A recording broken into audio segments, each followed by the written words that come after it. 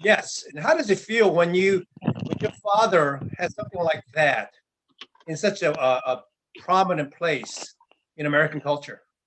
Very, very honorable. It's amazing that my father was very humble, Augustus. He was very humble when it came to his performance and his Latin roots and who he was.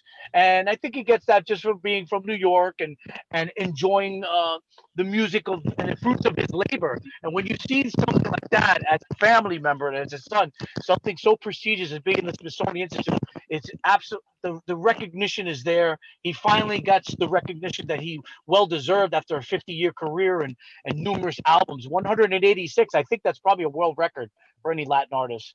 Oh But yeah. yeah, it's very very honorable for the Smithsonian, one of the highest curations of anything American in the United States, is honoring Tito Puente.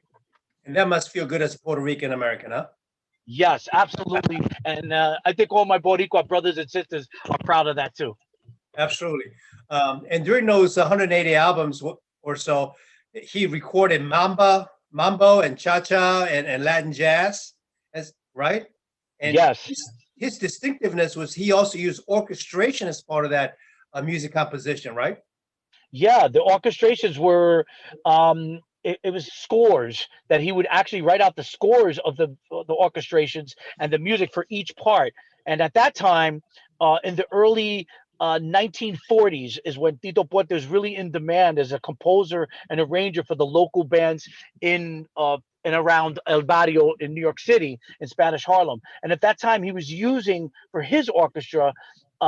As he went bigger, he would get bigger. He would have a conjunto, which is only two trumpets and a trombone like that. But then he would arrange and compose larger bands where we would have 15 horn players, five saxophone, five trumpet, five trombone. That's a very, very large band.